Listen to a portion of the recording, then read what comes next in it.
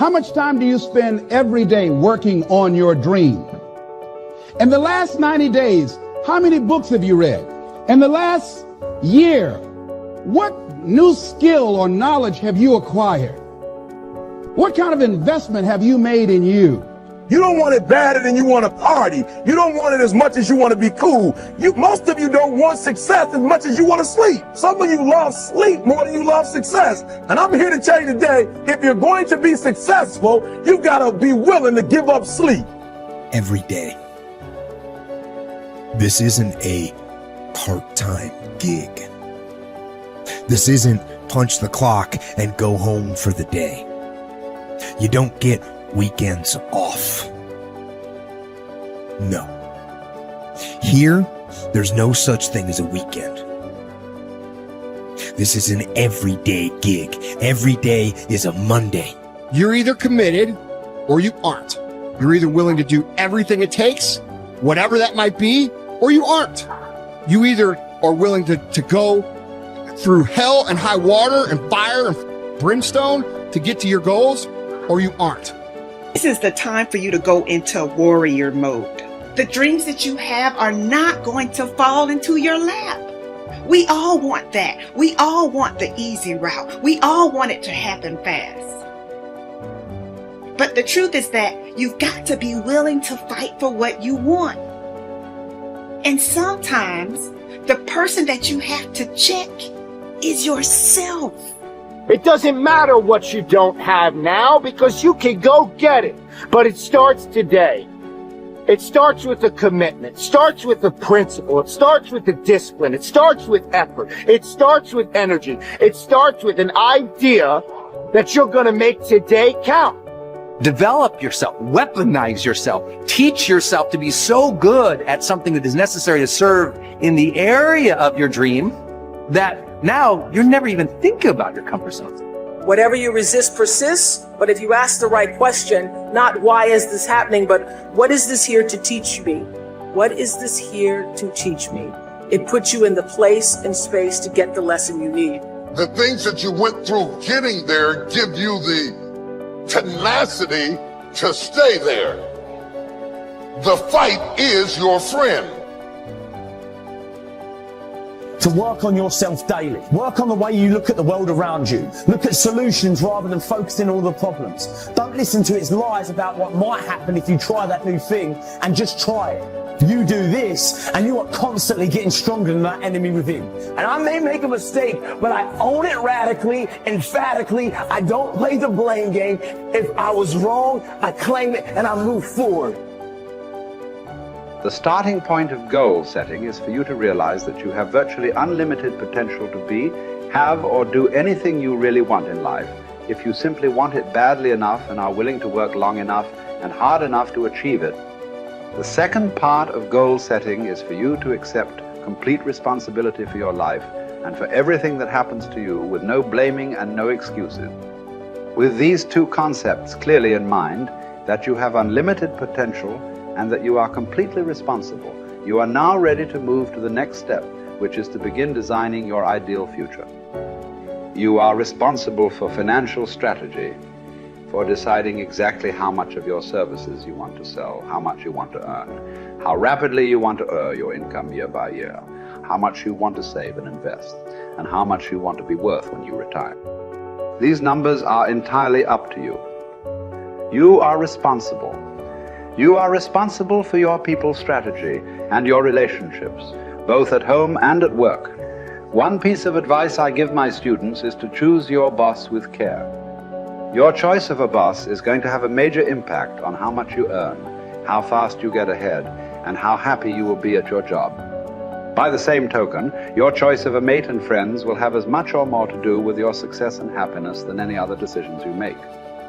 If you are not happy with any of your current choices, it is up to you to begin taking steps to improve or change them. Finally, as president, you are in complete charge of personal research and development, personal training and learning. It is up to you to determine the talents, skills, abilities, and core competencies you will need to earn the kind of money you want to earn in the months and years ahead. It is then your responsibility to make the investment and take the time to learn and develop these skills. No one is going to do it for you. The unavoidable truth is that no one really cares as much as you do. From this point forward, see and think about yourself as the master of your own fate. See yourself as completely in charge of your own life. See yourself as the president of your own personal services corporation. See yourself as a powerful person, completely self-determined and self-directed. Refuse to whine and complain about things that happened in the past, which cannot be changed. Instead, orient yourself toward the future and think of what you want and where you are going. Above all, think about your goals. The very act of thinking about your goals makes you positive and purposeful again. And if you decide today to go for the apple instead of the Hershey bar, I'm telling you, you have begun the process of turning your life around.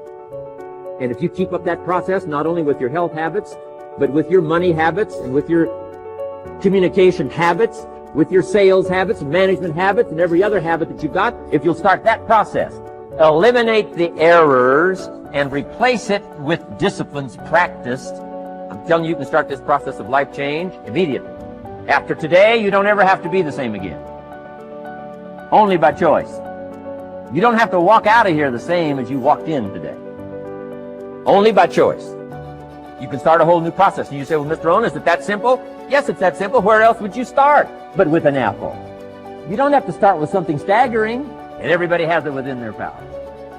What was so happy for me to find out at age 25, Mr. Shove said, Mr. Owen, you don't have to change countries. But you do have to change philosophy.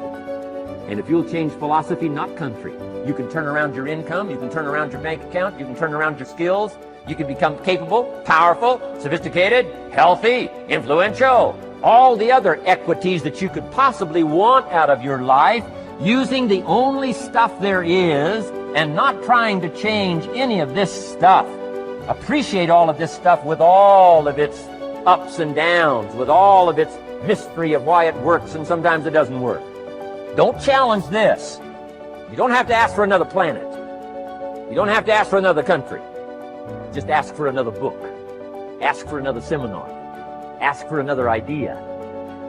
And you can start this whole process of personal life change. You want to stand out from everyone else. You want to do something more than other people think is possible. You literally want to stand outside the norm. And if that's the case for you, then understand that, as Albert Einstein said, only one who devotes himself to a cause with his whole strength and soul can be a true master. For this reason, mastery demands all of a person. If you want to get great, if you really want to make a skill set your own, if you want to be able to do something, and at the end of the day, if you want to transform the world, if you want to make grand changes, if you want to do all of that all the empty words that people spout all the time, let me tell you, the only thing that's going to separate you from all the other blowhards who are just talking words and will never do anything is to give yourself over completely, to let that obsession, let that thing that you love completely consume you. And in that, your only chance to really become great lies. You know, if you want to have a fully charged life, you have to start looking forward to things again. You have to get excited about tomorrow again. You have to see your life developing again. You have to set yourself on the path where you're step by step progressing every single day, so you know tomorrow's going to be better than it was today. That you know tomorrow you're going to become more of who you know you can become. That you know tomorrow by your simple choices, by your simple sets of disciplines and habits, that you're going to evolve into your highest self. And that is the path of the charged life.